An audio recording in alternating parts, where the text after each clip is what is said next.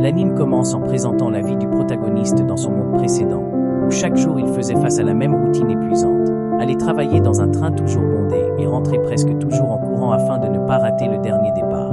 Sa vie se déroulait sans aucun changement jusqu'au jour où, soudainement, il se réincarne dans un autre monde et finit par devenir le seigneur d'un village reculé. Avec ce nouveau statut, il commence à rêver de développer cet endroit et d'en faire quelque chose de meilleur. À son réveil, il réalise que sa main est beaucoup trop petite. Confus, il commence à marcher dans la maison en essayant de comprendre ce qui se passe. Lorsqu'il regarde par la fenêtre, une jeune fille apparaît et s'excuse en l'appelant par le nom de Van. Il s'excuse également, expliquant qu'il admirait simplement le paysage parce qu'il le trouvait magnifique. La jeune fille trouve sa façon de parler étrange et demande comment quelqu'un d'aussi jeune peut utiliser des mots aussi complexes alors qu'il n'a que 2 ans. Van est surpris d'entendre cela et commence à réfléchir jusqu'à ce qu'il réalise qu'il conserve encore tous les souvenirs de sa vie passée. Il conclut qu'il s'agit du phénomène connu sous le nom de réincarnation. Peu à peu, Van se remémore sa nouvelle famille et découvre que ses frères s'appellent Mercia, Yard et Cesta. Curieux, il demande où exactement il vit. Peu après, il est conduit à la table à manger où il retrouve son père et tous ses frères et sœurs réunis. Pendant le repas, Van reçoit une attention particulière de la part des servantes et plaisante même avec elles, pensant que cela l'aidera à s'intégrer. Cependant, tout en s'amusant, il réalise clairement que tous les souvenirs de sa vie au Japon sont toujours intacts. Le père demande à l'un des fils d'annoncer ses projets pour la journée. L'un d'eux répond, un peu nerveusement, qu'il étudiera la magie du feu et les tactiques de combat. Cesta commente qu'il compte se concentrer sur l'apprentissage de la magie. Lorsque vient le tour de Van, il admet ne pas encore savoir, mais précise qu'il aimerait en apprendre davantage sur la culture et l'histoire du pays. Les frères sont impressionnés par cette réponse, tandis que le père se met à rire, réalisant qu'il a beaucoup gâté l'enfant, même à un si jeune âge. Van montre une maturité inhabituelle. Le père pense qu'il héritera des qualités à la fois de lui-même et de sa défunte épouse, Miller, et qu'il éveillera certainement une puissante magie du feu. Il ajoute qu'il attend avec impatience la cérémonie d'évaluation magique qui a lieu lorsque les enfants atteignent l'âge de 8 ans. Il a une grande confiance dans le potentiel de Van. Le garçon explique que, dans ce monde, l'aptitude magique est extrêmement importante, en particulier pour les nobles qui doivent maîtriser des capacités offensives afin de protéger leur territoire. Les 4 éléments principaux sont le feu, l'eau, le vent et la terre, et quiconque éveille quelque chose de différent de ceci est considéré comme une source de honte. À un autre moment, Van demande si ce port est le seul disponible. La servante le confirme, expliquant qu'il existe une créature gigantesque dans la mer, ce qui rend la navigation dangereuse. Van montre de l'intérêt pour en apprendre davantage sur les races de ce monde, surprenant la jeune fille par tant de curiosité. Elle lui parle de l'existence des elfes et des nains. Certaines servantes tentent d'interrompre, affirmant que ces sujets sont compliqués pour un enfant, mais Van leur demande de ne pas s'inquiéter, car il souhaite simplement apprendre. Le sujet se déplace ensuite vers les outils magiques. La servante explique que certains cristaux, gemmes et minéraux peuvent stocker de l'énergie magique, permettant la création d'objets spéciaux en fonction de l'affinité de chacun. À ce moment-là, un homme apparaît, abat sa main sur la table et rappelle à tout le monde que Van n'a que 2 ans et qu'il apprend encore les bases. Cet homme est le maître d'hôtel. Il teste Van en lui demandant de compter les doigts de sa main. Lorsque le garçon répond correctement, le majordome est impressionné et décide de devenir son précepteur. Pour Van, ses études deviennent un véritable tourment. Malgré cela, grâce aux leçons intensives, il apprend une quantité énorme de choses en très peu de temps. 2 ans passent et il atteint l'âge de 4 ans. La scène change et montre Van s'entraînant au combat avec sa servante préférée. Bien qu'il porte des coups précis, elle les esquive tous et se moque même de lui en s'enfuyant en riant. Une autre servante apparaît et demande si elle n'a pas peur d'être punie pour avoir manqué de respect à un noble. Pour régler la situation, Van se contente de donner une petite tape sur le front de la jeune fille et déclare que l'affaire est réglée pour toute une année. Il s'entraîne à l'escrime tous les jours et est déjà capable de se battre à égalité avec des enfants plus âgés, car il affronte des adversaires d'un âge similaire. Les attaques restent simples, mais malgré tout, son talent attire l'attention. La différence entre sa vie actuelle et sa vie précédente est énorme. En buvant de l'eau après l'entraînement, Van rencontre Dé, le vice-capitaine de l'ordre des chevaliers royaux. Dé lui demande d'examiner ses mains et se montre surpris de constater qu'elles sont encore douces, sans callosité. Il imaginait que Van s'entraînait chaque nuit. Le garçon explique qu'il passe la majeure partie de son temps à étudier. Dé commente alors que Van étudie bien plus qu'un enfant ordinaire, ce qui permet au garçon de comprendre la raison de son rythme de vie si chargé. Enthousiasmé, Dé propose d'enseigner à Van une escrime avancée et promet d'en faire le plus grand épéiste du royaume. Van se rend compte qu'il parle très sérieusement, mais explique qu'il aime autant étudier que se battre et qu'il compte se consacrer aux deux. Dee accepte de ne pas le pousser excessivement, tout en précisant qu'il sera strict. Il commence à l'entraîner du matin jusqu'à la fin de l'après-midi, affirmant que les exercices sont légers. Bien que Van soit convaincu que cet homme n'a pas de cœur, une servante apparaît, félicitant les efforts du garçon, et Van la remercie. Malgré les difficultés, il a le sentiment que ses journées dans ce nouveau monde sont amusantes et pleines de sens, quelque chose qu'il n'avait jamais connu auparavant. Il décide de continuer à profiter pleinement de cette nouvelle vie. L'année suivante, Van a 6 ans et devient connu comme un enfant prodige. Sa routine, cependant, devient beaucoup trop lourde, remplie d'études et d'entraînements intensifs, ce qui le rend de plus en plus fatigué.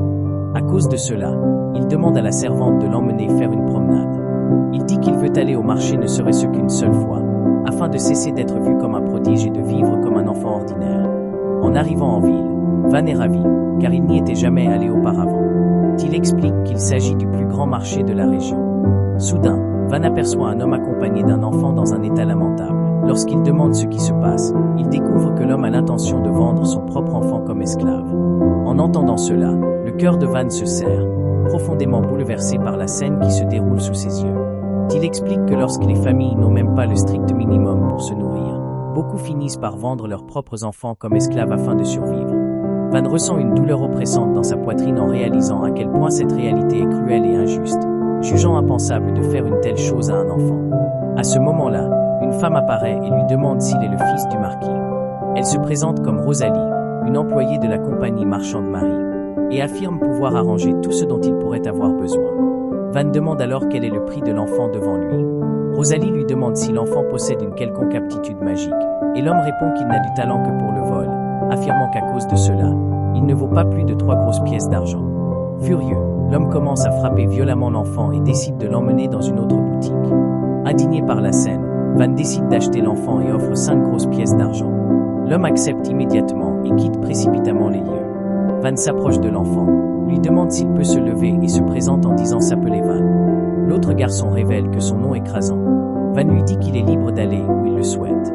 Il est confuse, ne comprenant pas pourquoi Van a acheté un esclave pour ensuite le libérer. Van explique qu'il l'a fait simplement pour l'aider et demande si Krasan a un endroit où aller. Il lui propose alors de venir chez lui. Krasan répond qu'il ne pense pas que le marquis autoriserait un enfant d'origine inconnue à entrer dans le manoir, mais que s'il était officiellement un esclave, la situation serait différente. Van lui demande si cela lui conviendrait, et le garçon accepte. Rosalie suggère que la meilleure solution serait de conclure un contrat de maître et serviteur. Lorsque le pacte est scellé, une marque apparaît sur la main de Krasan et y restera jusqu'à ce qu'elle soit annulée. Van remercie Rosalie, ce qui la rend extrêmement heureuse, car elle n'avait jamais reçu de remerciements sincères de la part d'un noble de toute sa vie. Le lendemain, Krasan informe Van que Dee l'attend. Van lui demande de dire qu'il n'est pas là, mais le garçon répond que Dee le sait déjà. Van demande alors à Krasan de mettre des gants, car la marque du contrat n'est pas quelque chose d'agréable à montrer. Krasan dit cependant qu'il aime montrer cette marque, car elle représente le lien qu'il a avec Van et cela le rend très heureux. Van commande qu'il lui a acheté de nouveaux gants, et le garçon accepte de les porter. En quittant la pièce, Krasan dit à Dee que Van n'est pas présent, mais l'homme jure qu'il a vu Van entrer plus tôt. Krasan pense que Dee l'a peut-être imaginé à cause des sentiments intenses qu'il éprouve pour Van. En conséquence, Dee décide de prendre Krasan pour l'entraîner à la place de Van. 2 années passent et tout le monde commente que Van a désormais 8 ans. Les attentes sont immenses et chacun a hâte de connaître le résultat du test d'aptitude magique. Les gens sont enthousiastes, convaincus que Van deviendra le seigneur de ces terres. Il est aimé de tous, car il traite toujours les autres avec gentillesse et humilité, comme s'il était une personne ordinaire. La scène se déplace vers la résidence familiale, où il est expliqué que tous les enfants du chef du clan maîtrisent les 4 éléments et que Van aurait lui aussi, à coup sûr, une affinité avec la magie du feu. Après la réalisation du test, la pluie commence à tomber et tout le monde est choqué de découvrir que Van n'a aucune affinité avec l'un des 4 éléments. La seule magie qu'il peut utiliser est la magie de production. Parmi tous les types de magie, celle-ci est considérée comme la plus malchanceuse et la plus méprisée. Un homme explique que cette magie permet de créer des armes et des accessoires en utilisant les matériaux disponibles et l'imagination, sans avoir besoin d'affinité élémentaire. Il se demande comment Van compte protéger les gens avec une capacité jugée inutile. Le père, frustré, consumé par la rage, il dégaine son épée, déterminé à en finir, déclarant qu'il a été naïf de croire que Van serait un génie. À ce moment-là, l'un des frères de Van s'interpose devant leur père et propose une alternative. Il explique qu'il existe un village reculé qui ne s'est jamais développé à cause de son isolement. Il suggère d'y envoyer Van.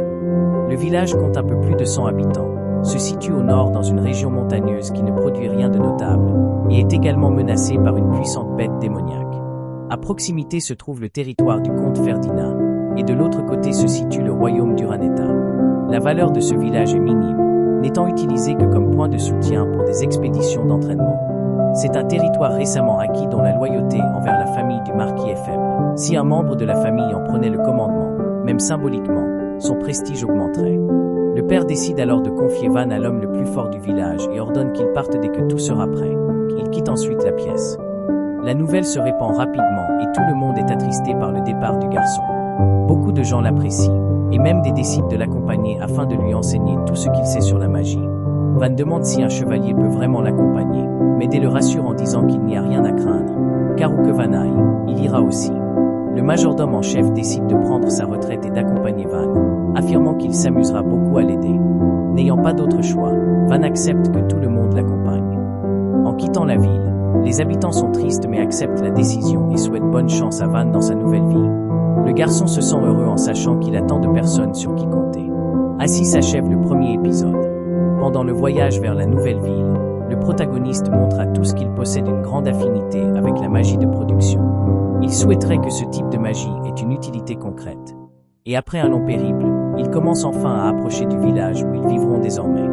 Le garçon demande à Kamzan de ne pas se dépasser et dit que si elle est déjà fatiguée, elle peut rentrer chez elle sans aucun problème. S'il demandait de l'aide à son frère, celui-ci s'occuperait certainement de Van, mais cela lui importe peu. Il a promis de passer le reste de sa vie aux côtés de Van et compte tenir cette promesse. Il affirme qu'il sera toujours près de lui et qu'il mettrait même sa propre vie en jeu pour lui. Van devient extrêmement gêné et lui demande si cela ressemble à une demande en mariage. Le garçon répond franchement qu'il aime Van. Même en trouvant la situation étrange, il décide de continuer le voyage. Cependant, sans aucun avertissement, la carriole s'arrête brusquement. En regardant devant eux, ils se rendent compte que le village fait face à de graves problèmes et qu'il est attaqué. Van rassemble rapidement ses compagnons afin d'élaborer une stratégie et tenter de reprendre le village. Den commente qu'il s'agit probablement d'un groupe de bandits attaquant l'endroit. Van remarque que le village est entouré d'archers de tous côtés, mais étrangement, les flèches semblent n'avoir aucun effet. Devant la porte, de nombreuses personnes sont rassemblées, tandis que les villageois ne peuvent que se cacher, incapables de réagir. Faisant une estimation rapide, Van calcule qu'il y a environ 50 ennemis, un nombre bien supérieur au leur. Den suggère d'avancer et d'affronter les attaquants, estimant que s'ils travaillent ensemble, ils peuvent gagner. L'un des hommes juge cela risqué, puisqu'ils sont en infériorité numérique. Den répond qu'il comprend les risques, ayant combattu en première ligne à de nombreuses reprises. Il sait qu'il y aura des blessés et même des morts. L'un des aventuriers leur rappelle qu'ils ont été engagés uniquement pour les escorter jusqu'à la ville et qu'ils n'accepteront pas de mission mettant leurs compagnons en danger de mort. Den explique que ce village est le premier territoire de son seigneur et qu'il abrite les premières personnes placées sous son autorité. Il demande alors quand ils comptent dégainer leurs épées, si ce n'est pas dans une situation critique comme celle-ci. L'aventurier reconnaît le sens de l'honneur de Den, mais déclare que cela ne s'applique pas à eux, puisqu'ils ne sont que des aventuriers. Le majordome s'y oppose cependant. Il affirme que si Den venait à mourir, il n'y aurait aucun avenir, même si le village était repris. Malgré son âge, il révèle qu'il est un mage maîtrisant les 4 éléments, ce qui surprend tout le monde. Il explique qu'il commencera par ériger une barrière pendant que les aventuriers attaqueront à distance depuis l'arrière. Lorsque les ennemis détourneront leur attention vers la barrière, Dé et ses hommes lanceront des attaques surprises coordonnées sur les flancs. Les chances de victoire seront alors élevées. Van demande si le majordome a lui aussi l'intention de se battre. Celui-ci répond que oui, car s'il ne poursuit pas l'attaque, il ne servira que d'appât aider ainsi que les autres mourront en vain. Van refuse d'accepter la mort de son majordome, mais ce dernier insiste, affirmant que ses vieux yeux peuvent encore être utiles, et demande à Van d'accepter ce souhait. Van proteste de nouveau en lui rappelant tout ce qu'il a apporté à la famille du marquis. Il demande également à Dé de ne pas prendre de risques. Van propose alors de servir lui-même d'appât, mais sa servante refuse catégoriquement.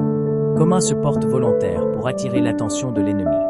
Van explique qu'il ne pourrait pas supporter de voir mourir quelqu'un qu'il aime et dit que Kamzan doit vivre le plus longtemps possible, puisqu'elle est désormais libre. Il décide donc d'avancer monter sur la carriole, en attaquant de front. Pendant que les autres mèneront des attaques à longue portée sur les côtés, même en affrontant la résistance, Van affirme qu'il s'entraîne intensivement à l'escrime chaque jour avec le vice-commandant des chevaliers et qu'il ne mourra pas si facilement. Dans ses pensées, il se dit que même s'il devait mourir, ce serait honorable pour un seigneur de donner sa vie pour son peuple. Il demande que son corps soit abandonné et que son nom ne soit pas révélé afin de ne pas causer de problème à la famille du marquis. La scène se déplace vers des aventuriers discutant entre eux, disant qu'ils n'ont jamais rencontré de nobles véritablement bons, seulement des arrogants. L'un d'eux demande pourquoi il a accepté la mission, et il répond qu'il compte rester longtemps sur le territoire du marquis Feltio. Van apparaît soudainement pour le remercier d'avoir accepté le travail. De retour au présent, l'aventurier décide d'accepter de combattre en première ligne. Cette fois, il confie sa vie à Van et explique que, même s'il est réticent, il ne peut refuser lorsqu'un enfant est prêt à risquer sa propre vie. Ses compagnons acquiescent, disant qu'ils se sont toujours moqués de la noblesse, mais qu'ils n'ont jamais rencontré quelqu'un qui se souvenait du nom de chacun comme Van. Den décide également d'avancer, car protéger Van ici revient à protéger l'avenir de la famille du marquis. Ispata suit aussi. Il ajuste alors la stratégie. D'abord la barrière et les attaques à distance, Dé sur la gauche et Orto sur la droite. Bientôt, les envahisseurs commencent à être attaqués par l'arrière et tombent les uns après les autres. Désorienté, il tente de réagir, mais Dé avance avec ses compagnons et terrasse de nombreux ennemis avec facilité. Rien qu'avec son aura, Dé en fait fuir beaucoup. Un combattant tente d'attaquer le groupe de soutien et manque de peu l'une des femmes, mais Van s'interpose, tranche les jambes de l'ennemi et achève calmement l'attaque. Van prévient qu'il pourrait y avoir d'autres ennemis dans la zone et demande une vigilance accrue. La femme, encore sous le choc, regarde le garçon et se demande quel genre d'enfant peut bien être celui qui vient de lui sauver la vie. Après un certain temps, tous les ennemis présents dans la zone sont maîtrisés et capturés sans que personne ne soit blessé. Dès que l'aventurier reçoit la récompense convenue, la mission est considérée comme terminée. Cependant, il commence à montrer un certain intérêt pour Van. Peut-être que cela ne lui rapportera pas d'argent, mais il envisage sérieusement de rester dans cet endroit. L'un des membres dit qu'il ne peut pas rester, car il a déjà un travail fixe ailleurs. La femme, en revanche, décide de rester, puisqu'elle a été directement sauvée par Van. Les autres choisissent également de rester, car ils réalisent qu'il est différent de tous les nobles qu'ils ont connus au cours de leur vie. En plus de n'être encore qu'un enfant qui n'a même pas 10 ans, ils veulent observer de près quel genre de personne il deviendra à l'avenir et décident de l'aider pendant un certain temps. Van se fait ensuite réprimander par sa servante, qui lui dit que s'il compte risquer sa propre vie de cette manière, il devrait utiliser la sienne comme appât au lieu de la sienne, et lui demande de ne jamais plus agir de façon aussi imprudente. À ce moment-là, Dé apparaît et déclare que ce fut une excellente victoire. Espadada remarque que les villageois semblent tous rassemblés devant la porte du village. Van se présente comme le nouveau seigneur du village, mais il devient rapidement évident que l'endroit est dans un état lamentable. Un vieil homme explique qu'il est le chef du village et les remercie profondément de les avoir sauvés. Van demande si des attaques comme celle-ci se sont déjà produites en musique, et le vieil homme confirme en disant que, rien que cette année, le village a été attaqué plusieurs fois. Van demande alors pourquoi le village est autant pris pour cible, et le chef répond qu'à l'époque du comte Ferdinand, il existait un ordre de chevaliers qui patrouillait la région, mais que ce n'est plus le cas aujourd'hui. Van comprend qu'après que les marquis ont pris le contrôle de cette zone, le village a commencé à courir un grave risque de disparition. Il exprime des regrets concernant les actions de son père et pense que celui-ci ne connaît pas la véritable situation du lieu, puisque, en raison du faible montant des taxes payées, le village n'est pas considéré comme une priorité par les nobles. Van explique qu'il ne sert à rien de simplement se plaindre de l'état actuel du royaume. Le chef du village demande s'il devrait vraiment écouter cela venant d'un noble. Van demande à tout le monde de se calmer, précisant qu'il parle de l'avenir du village.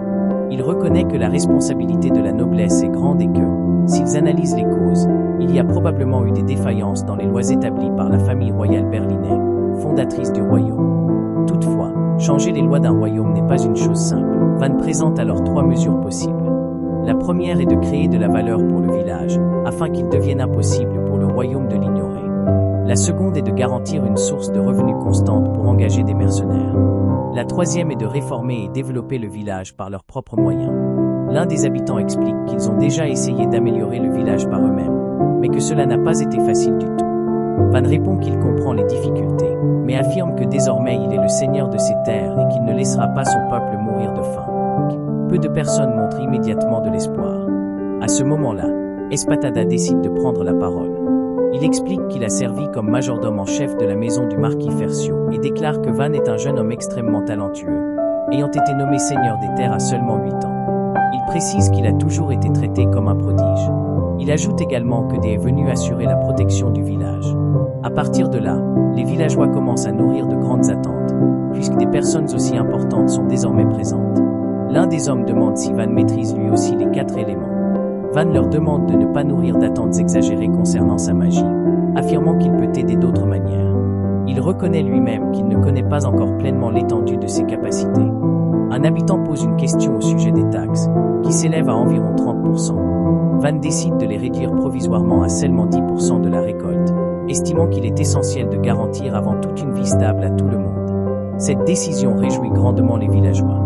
Van décide que la première étape sera de renforcer les murailles du village et demande si quelqu'un peut aider pour cela. L'homme lance sa magie, laissant tout le monde impressionné par sa puissance.